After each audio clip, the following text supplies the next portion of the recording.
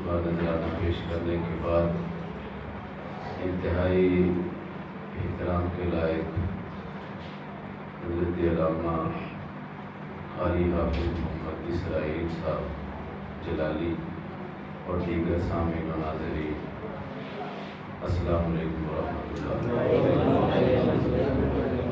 ماہ رمضان المبارک کی پرنور گھڑیاں ہیں۔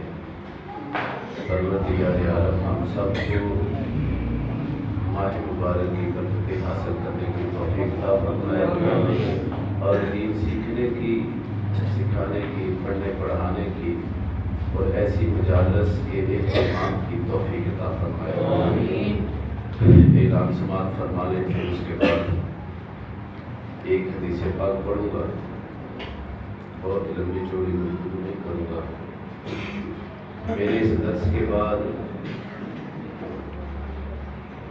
اتحاد پیلس نزد تارا والا گلا حافظ آباد روڈ گجرانوالہ، جناب محترم حضرت علامہ حافظ صغیر احمد چشتی صاحب تارا والا گلا کے کونے پر جو میرج آ رہے اتحاد پیلس، وہاں پر آپ کا خطاب ہے، درس قرآن ہے، تو تمام احباب سے شرکت کی اپیل ہے کہ یہاں سے فراغت کے بعد آپ سب لوگ حافظ صغیر احمد چشتی صاحب کا درس جو ہے وہ سننے کے لیے جائیں۔ پروردگار عالم ہم کو ان دروس کی برکتیں عطا فرمائے۔ اللہ کے نبی علیہ السلام آپ نے ارشاد فرمایا، جو بندہ دین کی دو باتیں سیکھے گا، مالک کائنات اس کو 1000 رکعت نفل نماز پڑھنے کا ثواب عطا فرمائے گا۔ جس وقت آپ لوگ یہاں پر بیٹھے ہیں دین سیکھنے کے لیے، تو ہر بندہ پہلے اپنی نیت کو درست کرے، کیونکہ آپ نے بخاری کی پہلی حدیث پڑھی، سیدنا فاروق اعظم رضی اللہ تعالیٰ عنہ آپ راوی ہیں، انما الاعمال بالنیات، کہ انسان کے تمام اعمال کا دار و مدار وہ نیتوں پر ہے۔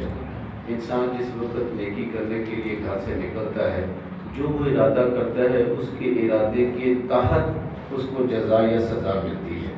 تو اعمال کے کرنے سے پہلے بندے کے لیے ضروری کیا ہے؟ اپنی نیت کو درست کرے۔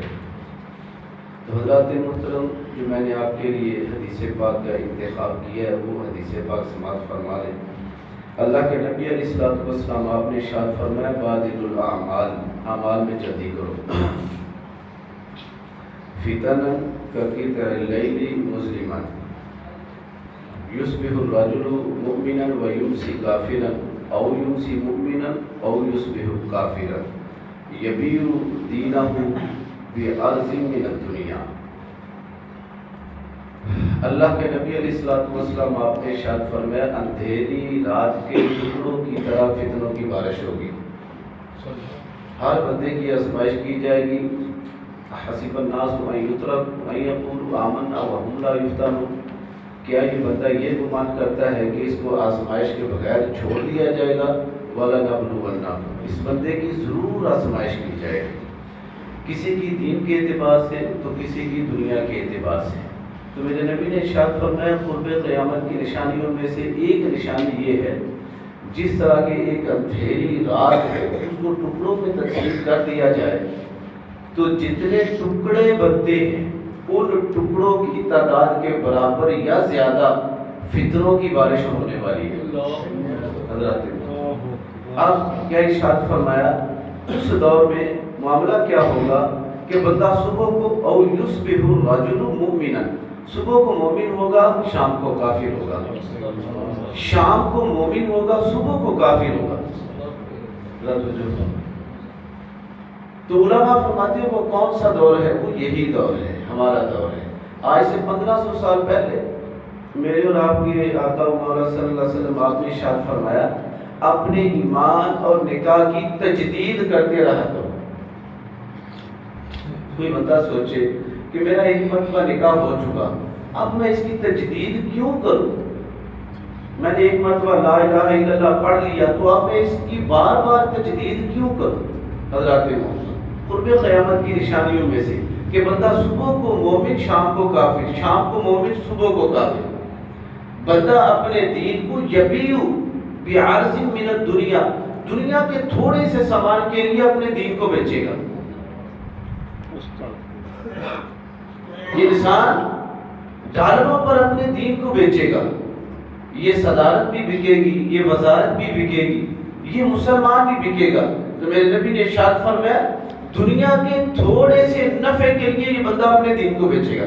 اشتروا بآیات اللہ ثمنا قلیلا، میرے اللہ نے ارشاد فرمایا بہت سارے لوگ ایسے ہیں وہ اللہ کی آیات کو تھوڑے ثمنوں کے بدلے میں خرید و فروخت کریں گے۔ ایک بندے کو ڈالر کا بھر کر بریف کیس ملتا ہے، آپ کہیں گے کہ یہ تو بہت بڑی دولت ہے۔ نہیں، دین کے مقابل میں اگر ساری دنیا کو جمع کر کے اس بندے کو دے دیا جائے، وہ بندہ دین کا ایک نقطہ بیچ دے تو وہ ثمن قلیل ہی ہے۔ تو اب میرے آقا نے کیا ارشاد فرمایا، بندہ صبح کو مومن شام کو کافر، شام کو مومن صبح کو کافر۔ اس کا مطلب کیا ہے؟ اپنے ایمان اور نکاح کی تجدید کرتے رہا کرو، اس کا مطلب کیا ہے؟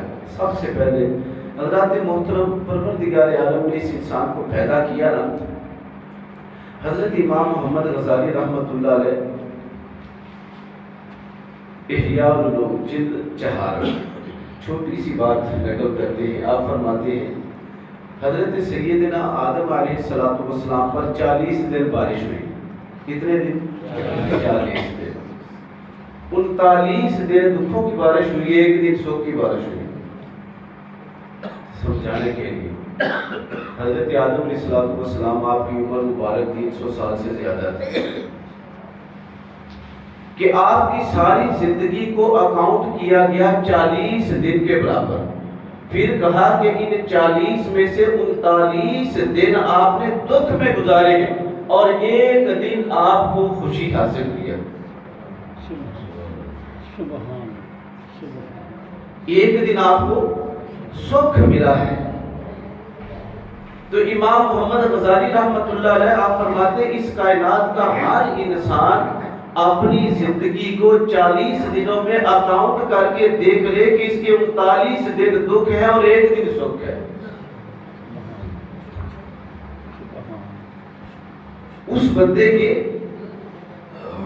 اس دنیا کے اندر تکلیفات زیادہ ہیں اور خوشیاں کم ہیں، کیونکہ انسان کی یہ 70 سالہ زندگی پروردگار عالم نے اس کو جو دی ہے، اس میں مالک کائنات نے اس بندے کی آزمائش کرنی ہے، جانچ کرنی ہے، پڑتال کرنی ہے، دیکھنا ہے، کبھی مال دے کر، کبھی اولاد دے کر، کبھی اس بندے کو وزارت دے کر، کبھی اس کو صدارت دے کر، کہ یہ اپنے منصب کے ساتھ کتنا مخلص ہے۔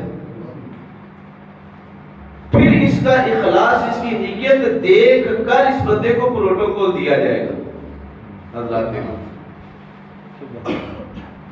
ایک بندہ وہ ہے کہ جس وقت اس کو گرفتار کیا جائے تو اس کو رسوا کرتے ہیں، اور وہی گورنمنٹ ہے ایک بندے کو پروٹوکول دیتی ہے، اتنا دیتی ہے، اتنا اٹھاتی ہے کہ پروردگار عالم رب ذوالجلال کی بارگاہ میں اس بندے کو کتنی عزتوں سے نوازا جاتا ہے۔ ایک بندہ صاحب کشف، وہ مزارات پر جاتا تھا، مزارات پر جا کر وہاں پر حاضری دینا، پھر دیکھنا، پروردگار عالم نے اس کو کشف القبور عطا فرمایا تھا۔ اللہ کے نبی علیہ السلام کا فرمانے علی شان بھی ہے، جو بندہ اس دنیا کی زندگی میں ان فتنوں سے اپنے ایمان کو بچا کر رب کی بارگاہ میں لے کر جاتا ہے تو مالک کائنات اس کو بڑی عزتوں سے نوازتا ہے۔ تو وہ بندہ کیا کرتا تھا، ہر صاحب مزار پر جا کر اپنے عمل کو دہرانا اور آنکھیں بند کر کے دیکھنا کہ اس قبر کے اندر کیا ہے۔ تو اس بندے نے کیا کہا، وہ کہتا میں جتنے بھی سلاطین کے مزارات پر جا کر میں نے مراقبہ کیا ہے، میں نے ان کو پریشان دیکھا ہے۔ سلاطین، سلطان جلال الدین محمد اکبر، بڑے بڑے جو بادشاہ ہیں، میں نے ان کے مزارات پر جا کر جس وقت مراقبہ کیا تو ان کو میں نے اچھی حالت میں نہیں دیکھا۔ ذرا توجہ فرمائیں۔ وہ بندہ کہتے ہیں ایسے میرے دل میں خیال پیدا ہوا کہ یہ جو لاہور کے اندر میزار ہے، جہاں پر 24 گھنٹے لوگ اس میزار کے ارد گرد بیٹھ کر یاسین کی تلاوت کرتے ہیں، ذکر اذکار کرتے ہیں، درود پاک پڑھتے ہیں، میں دیکھوں تو صحیح یہ بندہ کیا ہے جس کو علی بن عثمان الحجویری کے نام سے جانتے ہیں۔ میں کہتا ہوں کہ 2 قسم کے بندے ہیں. جب اس دنیا سے ایک بندہ وہ جاتا ہے جس بندے نے اپنے دین کو تھوڑے سمنوں کے لیے بیچ ڈالا، اور ایک بندہ وہ ہے جس نے اس دین کے نفع کے لیے اپنی مال جان اولاد سب کو قربان کر دیا. تو وہ بندہ جس وقت حضور دادا علی حجویری رحمۃ اللہ علیہ کی مزار پر جا کر مراقبہ کرتا ہے تو مراقبہ کرنے کے بعد وہ کیا لکھتا ہے حضرات محترم؟ وہ کہتا ہے کہ میں نے تمام سلاطین کے درباروں پر مزاروں پر جا کر جس وقت مراقبہ کیا تو میں نے ان کو پریشان حال دیکھا. تو جب میں نے حضرت علی بن عثمان کے مزار پر جا کر مراقبہ کیا نا تو میں اپنے علم کے ذریعے سے نہ جان سکا کہ یہ بندہ اللہ کی بارگاہ میں کس مقام پر فائز ہے. وہ کہتا میں نے یہ دیکھا کہ فرشتے کتار در کتار صف باندھ کر ہاتھ باندھ کر اس بندے کے سامنے کھڑے ہیں. توجہ فرمائیں.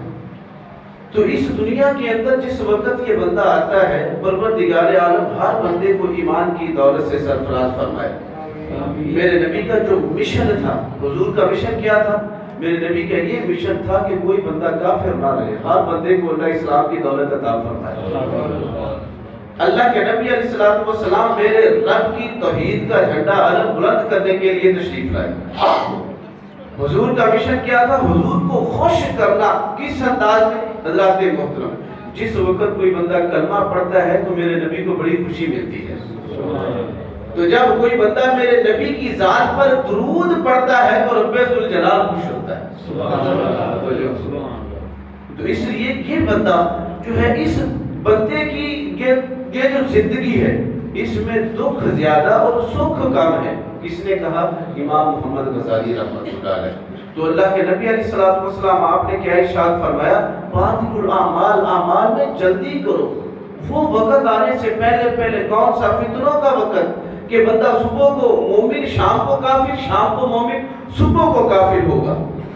تو کس بنا پر؟ اللہ کے نبی علیہ السلام آپ نے ان تمام فتنوں سے بچنے کے لیے دعائیں ارشاد فرمائی. اللہ کے نبی علیہ السلام صبح و شام دعا فرماتے تھے کیا؟ ربنا لا تجعل مصیبتنا فی دیننا. ایک بندے کو دنیاوی آزمائش میں مبتلا کیا جاتا ہے اور ایک بندے کو دینی آزمائش میں مبتلا کیا جاتا ہے. تو ان دونوں آزمائشوں کو جمع کیا جائے تو جو دینی آزمائش ہے یہ زیادہ سخت ہے. بندہ دنیا کی آزمائش میں پڑے گا تو اولاد کا نقصان کرے گا، مال کا نقصان کرے گا، جان کا نقصان کرے گا، اپنی دنیا کو خراب کرے گا. لیکن جس وقت یہ بندہ دینی آزمائش میں مبتلا ہوگا، حضور امام الانبیاء صلی اللہ علیہ وسلم آپ صبح و شام یہ دعا پڑھتے، اے ہمارے رب ہم کو دین کی مصیبتوں سے محفوظ فرما. ربنا لا تجعل مصیبتنا فی دیننا، کہ جو ہمارے دین کا نقصان کرنے والی آزمائش ہے اس سے ہم کو محفوظ فرما. اب وہ کیا ہے حضرات محترم؟ فی زمانہ اس وقت آپ نے نام سنا قادیانی مذہب کا. سب سے پہلے ہے یہودی، نصرانی، غیر مسلم، کمیونسٹ، جو لوگ اسلام کے دشمن ہیں، اللہ اور اللہ کے رسول کے دشمن ہیں، جن کو ہم لوگ دشمنان اسلام کہتے ہیں. وہ انڈیا کی صورت میں، اسرائیل کی صورت میں، امریکہ کی صورت میں ہے. تو حضرات محترم اس سے نیچے آ جائے تو پھر ہے یہ رافضیت اور قادیانیت. بندے کے دین کے اندر جو بندے کو مصیبت پہنچتی ہے، جس وقت بندہ کسی قادیانی کے ساتھ دوستی کرے گا تو وہ قادیانی اس بندے کے دین کو خراب کرے گا. جس وقت یہ بندہ کسی رافضی سے دوستی کرے گا تو اب وہ رافضی اس بندے کے دین کو خراب کرے گا. تو اللہ کے نبی علیہ السلام آپ نے کیا ارشاد فرمایا؟ اے اللہ ہم کو ایسی آزمائش سے محفوظ فرما جس سے ہمارے دین کا نقصان ہو. سب سے پہلے اللہ کے نبی علیہ السلام آپ نے جو دعائیں ارشاد فرمائی ہیں ان دعاؤں کو یاد کر کے وظیفے کے طور پر ہم سب کو پڑھنا چاہیے. ایمان کی تجدید کیا ہے؟ ہم لوگ جو نماز کے بعد کلمہ طیب کا ذکر کرتے ہیں. کوئی بندہ یہاں پر نہیں موجود ہوتا تو ہر بندہ جو ہے اپنے صبح و شام اللہ کا ذکر کرنا یا ہر وقت اللہ کا ذکر کرنا. یا ایھا الذین آمنوا اذکروا اللہ لعلکم تفلحون. اے ایمان والو اللہ کا ذکر کرو تاکہ تم لوگ کامیاب ہو جاؤ. یہ ہے ایمان کی تجدید. لا علمی کی وجہ سے یا یہ بندہ دین کو نہ جاننے کی وجہ سے اپنی زبان سے کچھ ایسے الفاظ کہتا ہے جس سے یہ بندہ دین سے ایمان سے اسلام سے فارغ ہو جاتا ہے. یہ بندہ جانتا بھی نہیں. اسی طرح یہ بندہ نکاح سے نکاح والے معاملے سے کیسے نکلتا ہے. جس وقت بندہ دین کے اندر شامل ہوتا ہے تو کچھ حدود اور قیود ہیں. یہ بندہ اپنی بیوی کو ماں کہے, بیٹی کہے, بہن کہے, اسلام کہتا ہے یہ بندہ اس کے نکاح سے نکل جاتا ہے. توجہ فرمائیں. بیوی ہے نا, بیوی یہ اپنے شوہر کو کہے بھائی, اپنے شوہر کو کہہ دے بیٹا, اپنے شوہر کو کہے باپ, اس پر کوئی حد نہیں لگتی. اس پر کوئی حد نہیں لگتی. وہ کیوں؟ طلاق کا حق جو ہے یہ مرد کے پاس ہے, عورت کے پاس نہیں ہے. عورت کے پاس طلاق کا حق عورت کے پاس نہیں ہے, یہ مرد کے پاس ہے. جس وقت یہ بندہ اپنی بیوی کو کہے گا تو میری بہن لگتی ہے, تو میری بیٹی ہے, تو تو میری ماں ہے. ہمارے معاشرے میں یہ جملہ جو ہے عام بولا جاتا ہے. لوگ فلم بھی نہیں کرتے نا, ڈرامے دیکھتے ہیں, ڈراموں میں یہ چیز استعمال کی جاتی ہے کہ تو میری ماں لگتی ہے. اپنی بیوی کو ماں کہنا یہ معمول کی بات ہے. وہ بندہ نہیں جانتا کہ میں اپنی بیوی کو ماں کہوں گا تو میں اس سے ویسے ہی فارغ ہو جاؤں.